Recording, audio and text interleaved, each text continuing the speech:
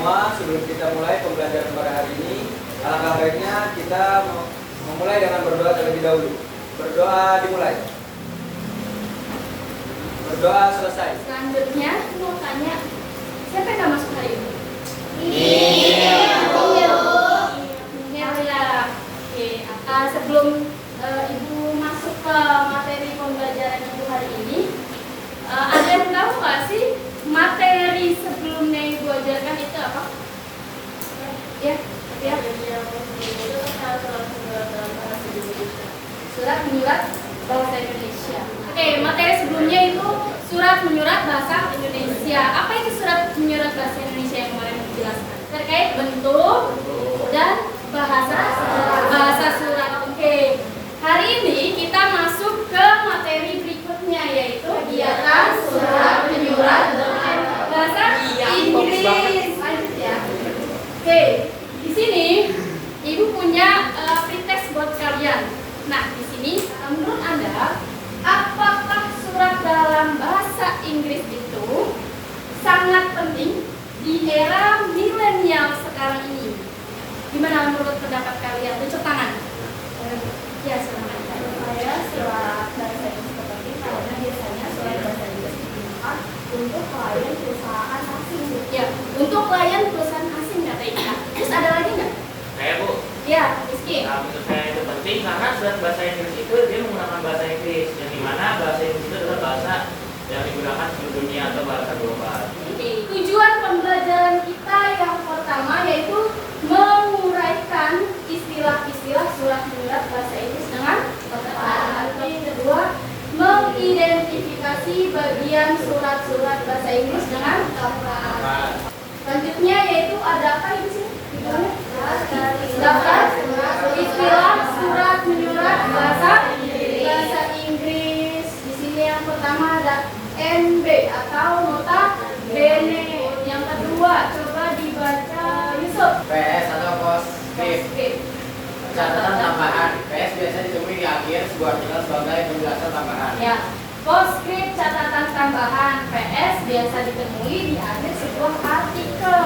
Yang ketiga ETC atau ECPA dan lain-lain. ETC ini digunakan untuk menuliskan contoh benda yang terlalu banyak disebutkan. Yang keempat, EG eksantrik gratia atau contohnya digunakan untuk menyebutkan contoh.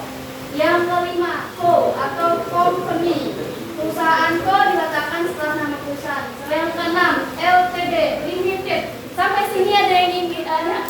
Saya Saya mau nanya apakah dalam surat bahasa Inggris kita harus mengenal istilah tersebut? Iya. Kenapa? Karena istilah tersebut penting agar tidak terjadi pemborosan kata. Kita bisa menyingkatnya kalau di bahasa Inggris ya. Oke, lanjut ya. Ini ada bagian-bagian surat bahasa Inggris atau letterhead atau kepala surat atau surat. Yang pertama ada name of the company. Yang kedua yaitu address of the company. Lalu ada post office, PO box, kode pos, nomor telepon, terus ada email, ada logo of the company, ada 7 ketentuan. Sekarang saya tanya, kenapa di kepala surat atau letterhead ini harus ada 7 kriteria tersebut? Saya tahu? Ya, silakan. Untuk mendeskripsikan perusahaan itu caranya seperti Ya, boleh. Untuk mendeskripsikan perusahaan tersebut secara garis besarnya ada lagi? Ya.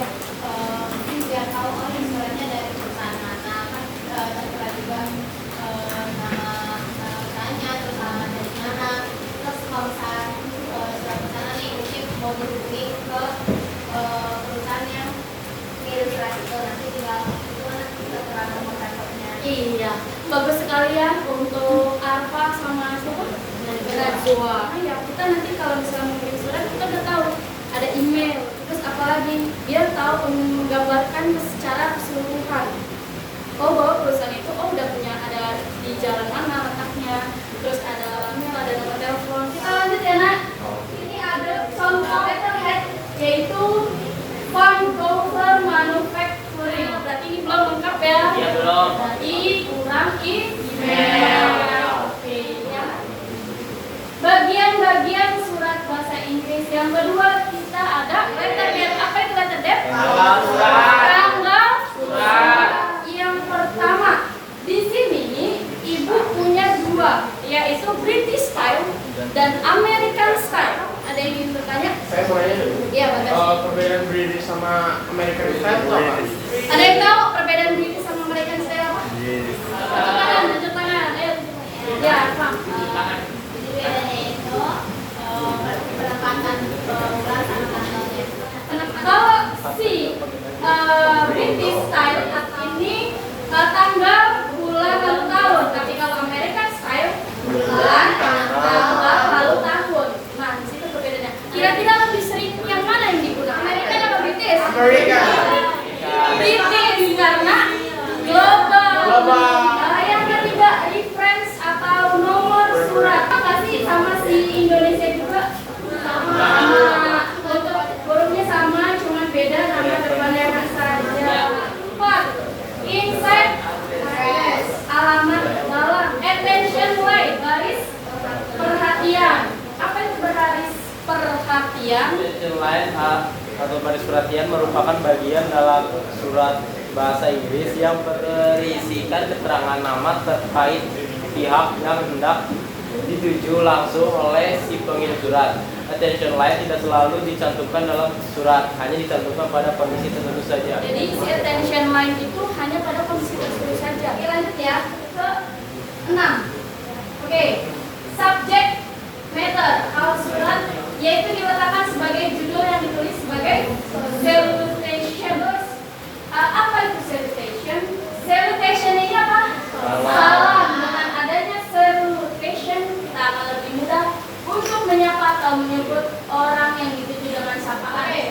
Sekarang saya tanya, kalau kamu menulis surat bahasa Inggris, atau kalau misalnya kamu nggak tahu orang yang dituju laki-laki atau perempuan, berarti nulisnya dear, sir, or madam. Nah, tapi kalau kamu tahu nama orang tersebut yang kamu tuju, gimana? Kalau dalam bahasa iya langsung nama orangnya. Kenapa sebut? Apa bedanya, Nak? Apa bedanya kok pakai dear, sir, atau dear, madam? Terus kamu menjelaskan nama itu. Apa bedanya? Ya, baru tadi saya jelaskan. Kalau dear, sir, or madam, kamu tidak tahu orangnya pimpinannya itu perempuan atau laki-laki. Kalau kita udah tahu nama orangnya, berarti kita sudah tahu langsung ke nama orang tersebut. Body of letter, isi surat. Di isi surat kamu akan menjumpai opening paragraph, message of the letter, the real subject, closing paragraph lagi. Conclusion atau complimentary close, salam penutup. Tapi dalam bahasa Inggris tertulis atau sincerely. Salutation. Salam dengan adanya salutation kita akan lebih mudah untuk menyapa orang tersebut. Oke. Selanjutnya ada signature, tanda tangan, terdiri tangan, nama jelas, pengirim dan jabatan. Kenapa dalam tanda tangan harus nama jelas, pengirim dan jabatan? Biar tahu siapa itu tanda tangan siapa dan jabatannya apa. Ya, biar tahu tanda tangan siapa, jabatannya apa, jelasnya apa. Kalau perlu, kalau ada dia jabatan atau gelarnya boleh. Oke? Biar tahu, jangan-jangan ini tanda tangannya dipalsukan. Biar ada tanggung jawab. Oke, yang selanjutnya ada inisial.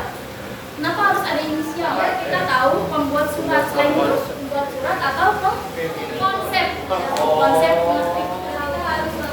Iya, jadi di inisial itu misalnya konsepnya siapa? 15 klausul, lampiran, dan karbon kopi atau sisi tembusan. Biasanya di pemerintah, kalau kamu bekerja di perusahaan asing, rata-rata bentuk pengumuman surat lamaran pekerjaannya itu di bahasa Inggris, dan kamu akan menjawab suratnya itu pakai bahasa Inggris. Dan ketika kamu nanti interview kerja, itu juga harus pakai bahasa Inggris. Jadi sedikit-sedikit kamu harus bisa menguasai kata-kata kayak gini. Bentuk surat dengan full block, ini ada indented, hanging, dan official. Sudah buat kelompok buat kalian gimana? Bisa? Sama kelompoknya? Aman ya? Oke, Aman dong. lanjut ya. Berarti kalian harus mengerjakan aktivitas menganalisis surat. Nah, di sini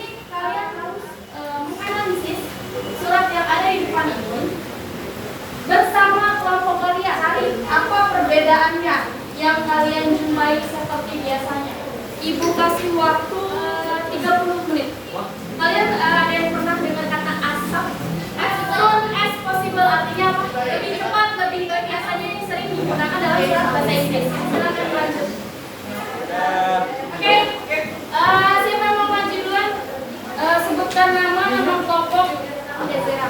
Assalamualaikum warahmatullahi wabarakatuh. Waalaikumsalam warahmatullahi wabarakatuh. Pertama-tama saya mengucapkan terima kasih kepada Bu Linda karena telah memberikan saya kesempatan untuk mempresentasikan hasil analisis studi kasus menganalisis surat. Di sini ada dua terdapat kesalahannya. Yang pertama itu penulisan pada paragraf surat terlihat tidak rapi.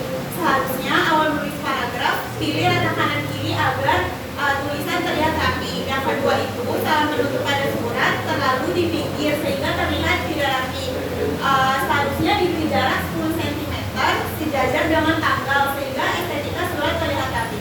Sekian dari saya. Wassalamualaikum warahmatullahi wabarakatuh. Waalaikumsalam warahmatullahi wabarakatuh. Oke, kita hari ini sudah sampai di sini. Silakan siapa yang mau menyimpulkan? Saya Dewu. Ya, bagus.